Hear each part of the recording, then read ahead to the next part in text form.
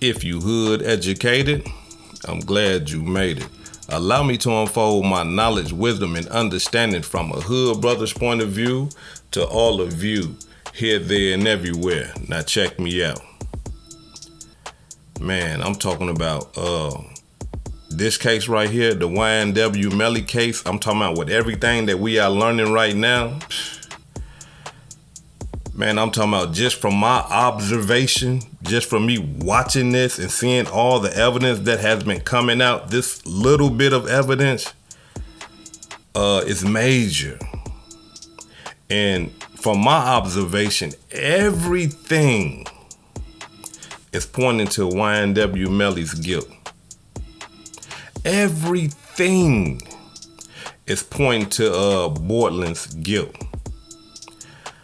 I understand, like I see some of the comments and stuff like that on other people's platforms, and people are saying, hey, you know, man, they ain't got no gun proving that he shot somebody, right? They don't have a gun proving that YNW Melly shot somebody. Y'all gotta understand something. They don't need a gun all the time, man, when it comes down to killing somebody or murder and stuff like that. They don't need a gun. So I don't know where y'all get off believing that I'm gonna kill somebody, and if I throw the gun away, I can't get arrested, I can't go to trial for murder, I can't be sentenced to life for murder. That's a lie. So don't believe that right there. Don't believe that. Now, some of y'all are saying something like this. They have no eyewitnesses. They don't have no one pointing at YNW Melly saying, hey, I seen him kill Juvie and Sack Chaser.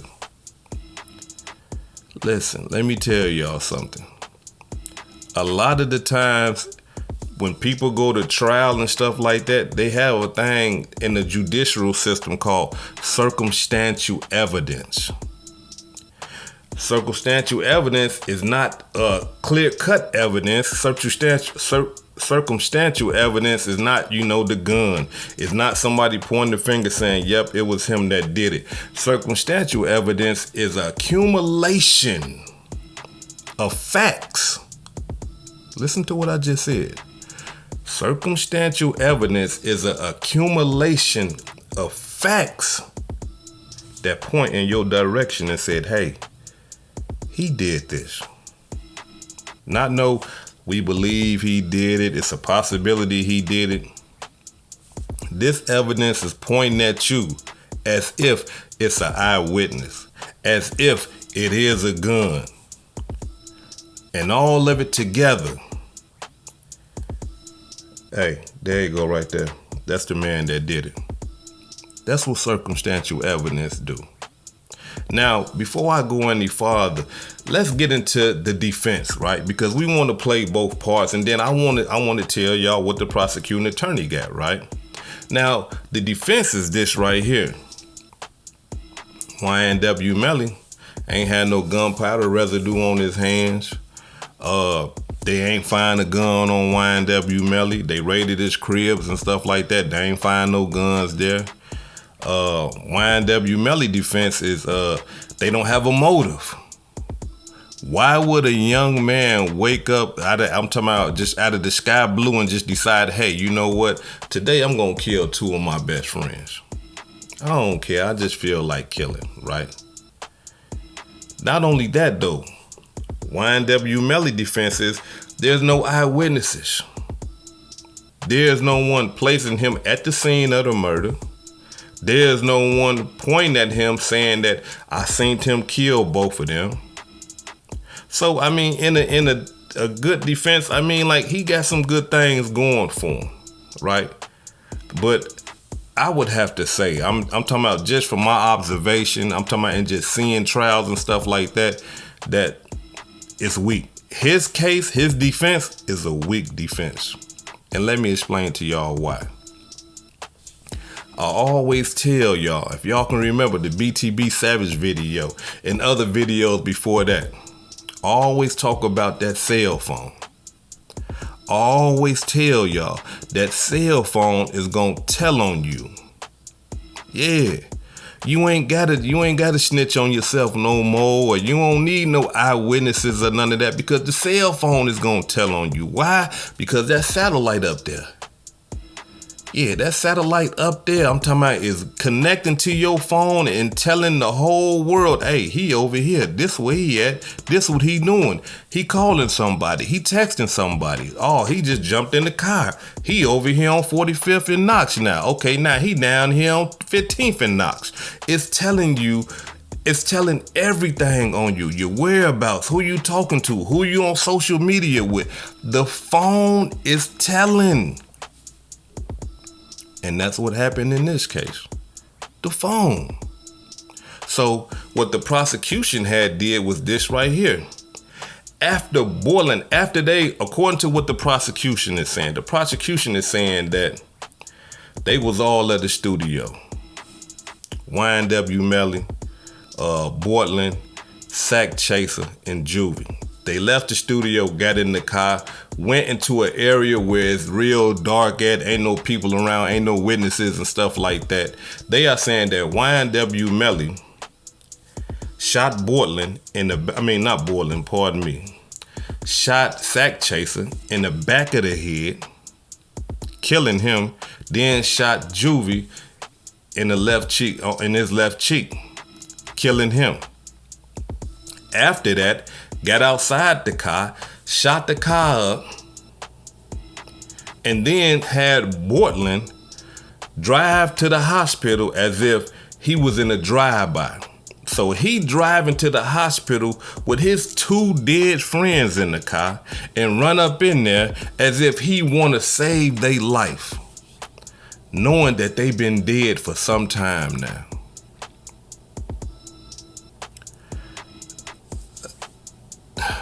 Like, how did they process that? Like, how do you sit down and plan something so brutal? Hey, man, I need you to help me to kill our homies. I'm talking about the homies that they've been living with, kicking it with, laughing and giggling with. Done got into probably shootouts with ops and stuff like that with and everything. Hey, man, we need to sit down and talk. I want to kill 2 of our friends real quick. But not only that, though, brother, I need you, after we kill them, we gonna say it was a drive-by, and then I want you to drive with the dead bodies to the hospital. Yeah. Well, man, you sound kind of cool, bro, but you gonna come with me? Oh, no, I can't come with you, no. I'm gonna lay back and I'm gonna call somebody and have somebody come and get me.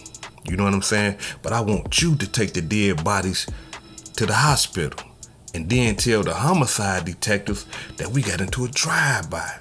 Easy, bruh. Easy. I would like to think that anybody in their right mind would have seen that and heard that play would have been like, nah, bro, I'm cool on that. I ain't finna kill our homies. And then, if I did wanted to kill our homies, you want me to go drive around with our dead homies? I got to look at them and blood coming out their body, and I got to drive them to the hospital and act like I'm trying to save their life when I'm knowing they dead and that we killed them? I'll pass on that one right there, bro. I understand, whatever beef you got with them, but nah. But YNW Melly must have known that Bortland was the weak link. He must have known that he could have ran this play on Bortland and Bortland gonna go for it. Because why? According to reports, Bortland went for it. So here he go, drive his friends to the hospital. Homicide detectives get to questioning him. Hey, man, what happened? Oh, it was a drive-by. Where at? Oh, we got into a drive-by, over here. Oh, we got to investigate. Homicide detectives and police go over there. They looking around. Drive-by, usually when we see drive-bys, we see bullet casings. We can look at the Jeep and see that windows are shot out. Usually we can see glass somewhere. You know what I'm saying? Police go over there, they don't see nothing. They don't see no bullet casings, they don't see nothing. So what they do, they double back. Hey, man, we don't see nothing. What's going on, right? And not only that though, the cold-blooded part about it is, okay, Melly gone, he don't make no mention of Melly or nothing, so keep that in mind, right? So now, once they get to doing their homework, the homicide detectives, they get that phone. That phone start telling about the whereabouts of where everybody was at. With Sack Chaser, Juvie, Melly, and Bortland. The phone showed the whole play. The whole thing. Where they went exactly and everything. So once the police got the phones, they found out, oh no, you lied to us.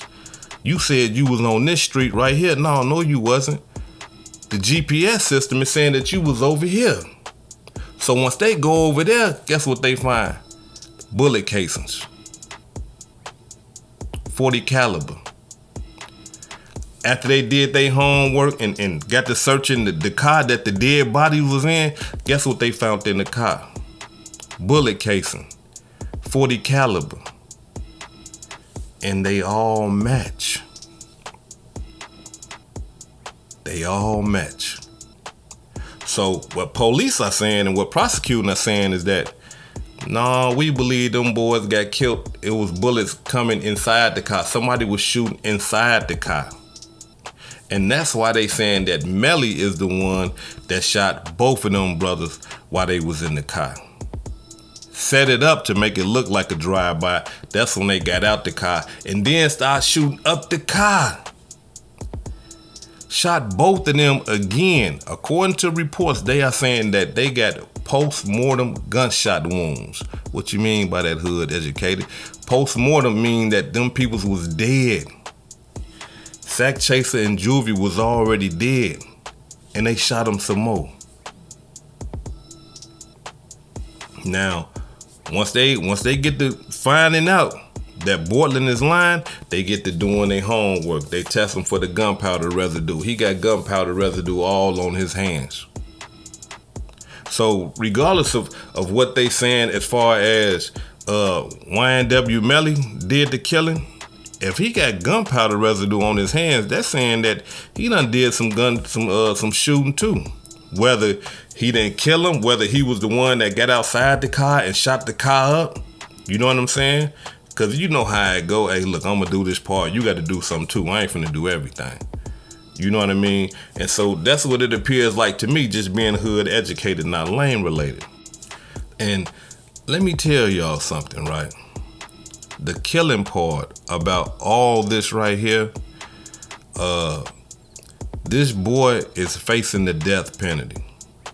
He looking at death, not just life in the penitentiary. He looking at the death penalty.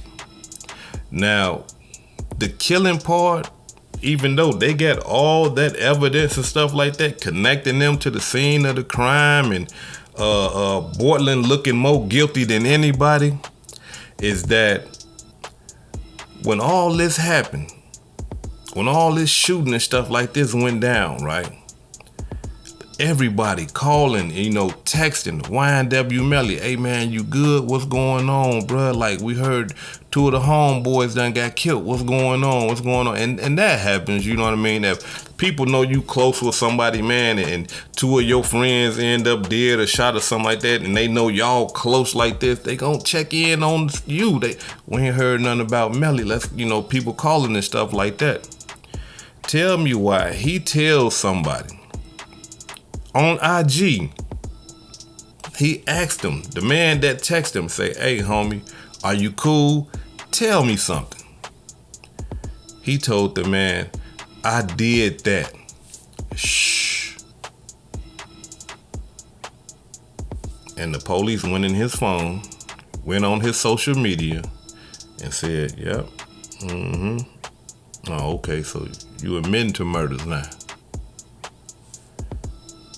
This right here, I'm talking about, man, it's got to be the worst and messiest case ever. I don't even see why they even let that boy go to trial. I just got to be 100 with y'all.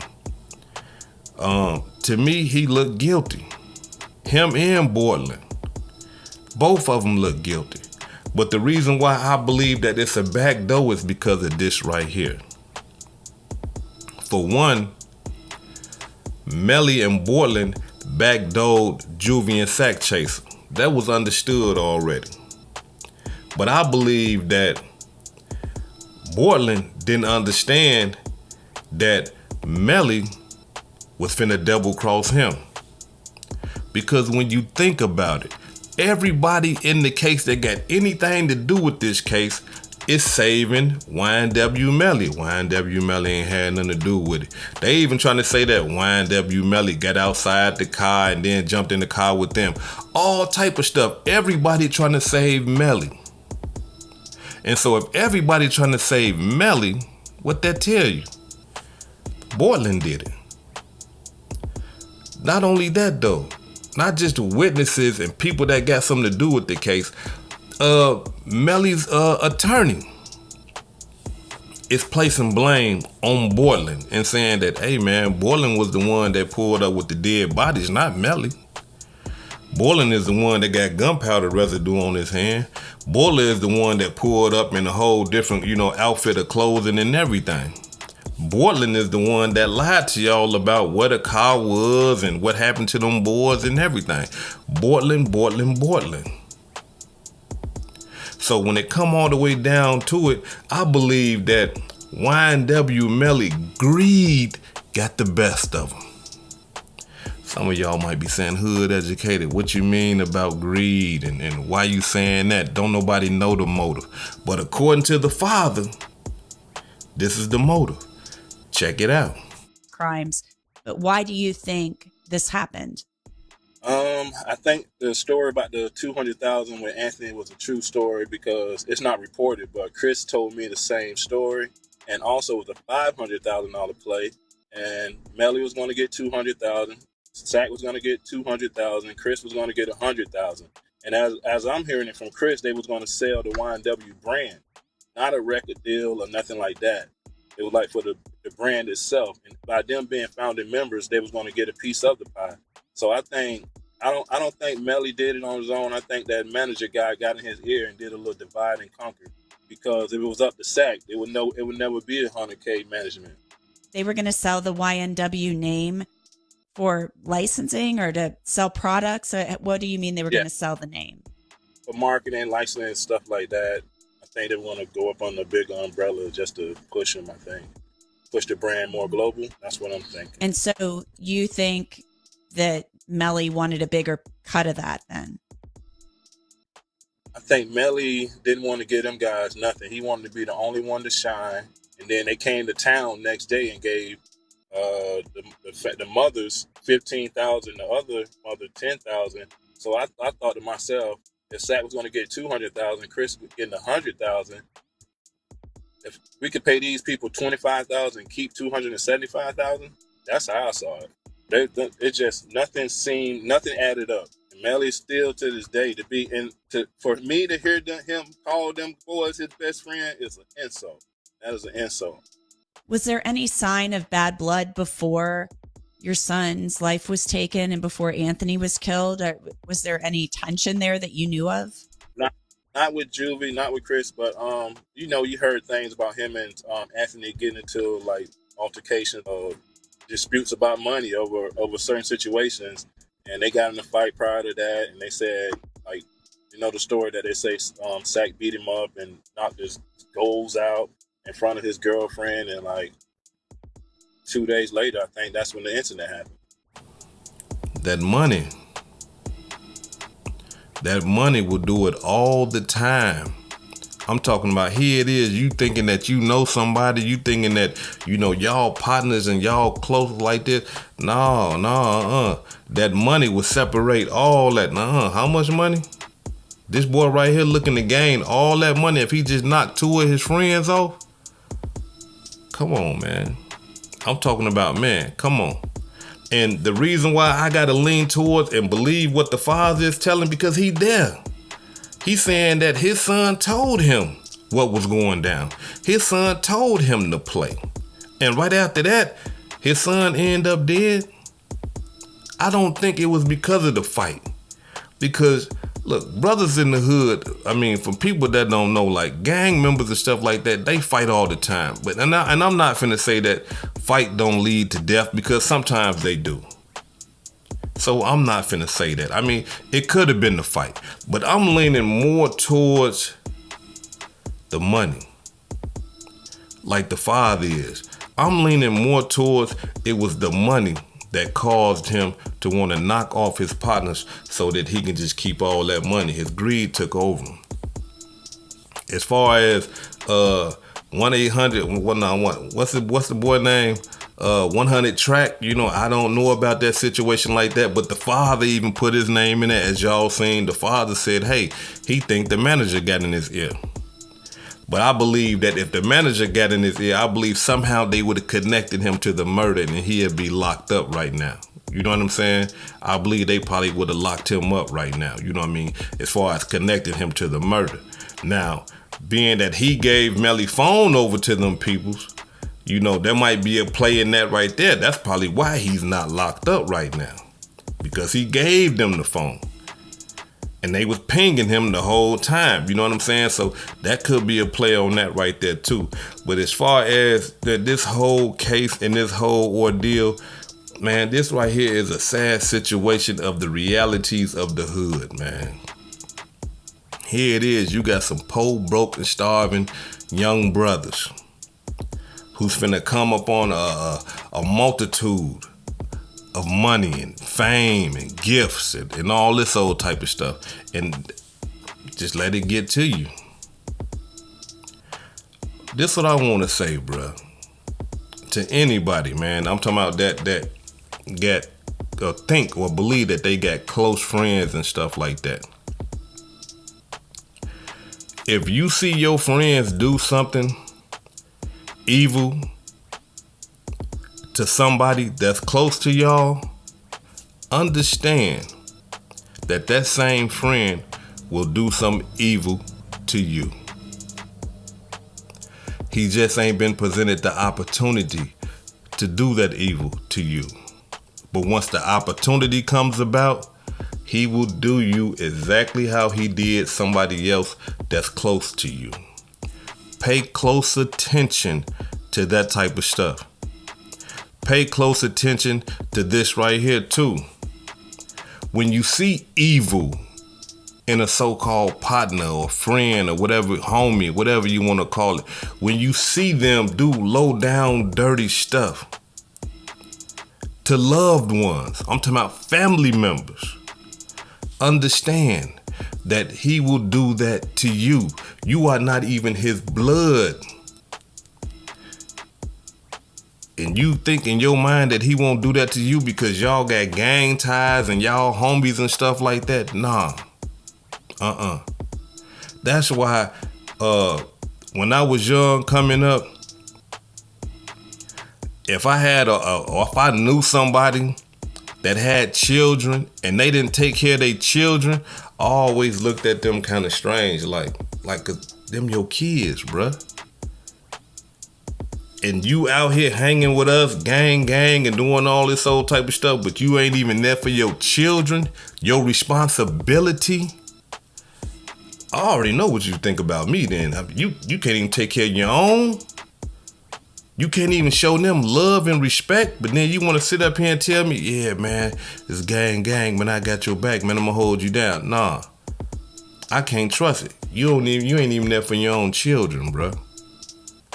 See, there's a lot of telltale signs that we see that we need to pay close attention to, that we got to stop allowing to go over our head because we connected to the gang or we connected to the clique or whatever, and then we tight with this person and all this old.